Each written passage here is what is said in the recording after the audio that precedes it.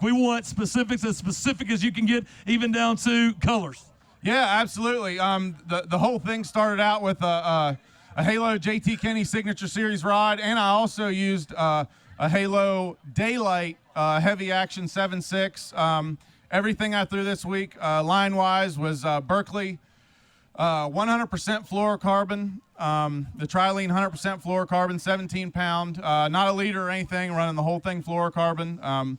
I think these big fish, I would have rather been throwing 25, because they're in some thick, nasty stuff. But I felt like I was getting more bites. But even as strong as Berkeley Trilene fluorocarbon is, I couldn't make myself go any lighter. I think if I would have went lighter, I would have even got more bites. But that and a Gambler Fat Ace, black and blue. I actually threw some Christmas, and I threw a couple of the watermelon red too. And I really honestly don't think it was the color that was making that much difference. I think it was the style of the bait, just that long, kind of do nothing, but a big one, but a long, do nothing type worm.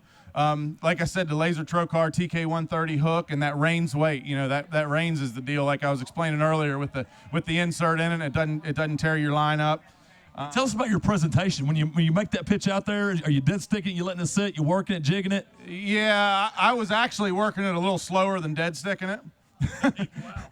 I was working it really slow, but in very specific areas. And when I say very specific areas, I'm talking about like the size of a 5-gallon bucket.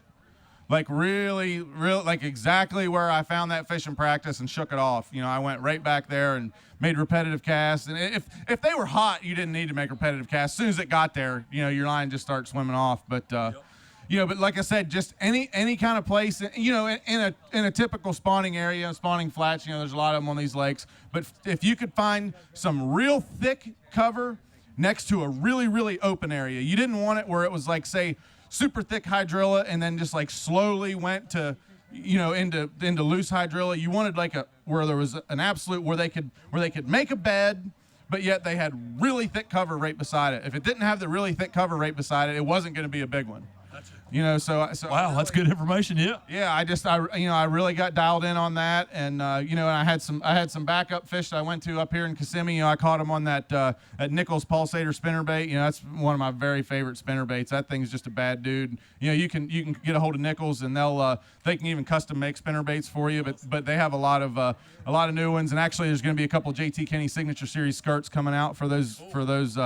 And one of them, guess what? One of them is going to be called Toho something or other. I guarantee you that's good, because it's one of the ones that I just designed, and that was actually what I was throwing. It's their standard spinnerbait, but it was one of my skirts I designed. So, but that obviously really saved me yesterday. Catching that 14-something on spinnerbait, and then today, like I said, the weather got nice, and I went back trying to catch some of those big ones on the Fat Ace. The same thing I did the first 2 days. Yep. And it all worked out really good, obviously. But yeah, I was really dejected with my weight today. But like I said earlier, I think those big ones were just done with their reproductive cycle. They weren't there anymore. They were gone. So, but yeah, that was a big list. It's been a long week. Gotcha. It has been a long week, man. It's been a productive week for you. You're going to take 200 points and the AOY leader. You're the Angler of the Year leader, man, going into our next stop in just a couple weeks, Jasper, Alabama, Smith Lake. Yeah, definitely. I'm looking forward to that. One thing I did forget to say, though, there actually is one other thing that there's no way I could have won this tournament without, or even caught those big bags, even if I wouldn't have won, and that's those power poles on the back of that boat. I was pulling up, especially, in the wind. I could pull up, and I knew right where I was going to throw. Yep. And I could pull down, and I could get upwind, pull down, and sit there and just milk that thing. And there's no doubt, without those power pole shallow water anchors, there's no way I could have did this.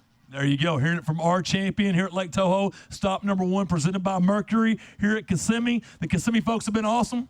Oh, yeah. I only live an hour and a half from here, so I get to come over here pretty regularly. And, yeah, I really like the town, that's for sure. Everybody's just so nice and, welcomes all the fishermen when we come into town, and it's really cool. That's what it's all about. A great host this week, a great way to get the season kicked off. He's got 200 points. He takes the leader in the AOY standings. I know that's another big check at the end of the year. I know you're going to be focused on that from here on out. We got 5 more stops left. JT Kenney walks away with $125,000 getting it done. I think he weighed 76 pounds of Lake Toho bass in 4 days, anchored by that stringer, over 29 pounds on day one. Hey, thanks everyone for coming out today. Thanks everyone for tuning in on FLW Live. You can check us out, flwfishing.com, the world's most popular competitive fishing website. And we'll see you guys in a couple weeks. Jasper, Alabama. It'll be here before you know it, JT.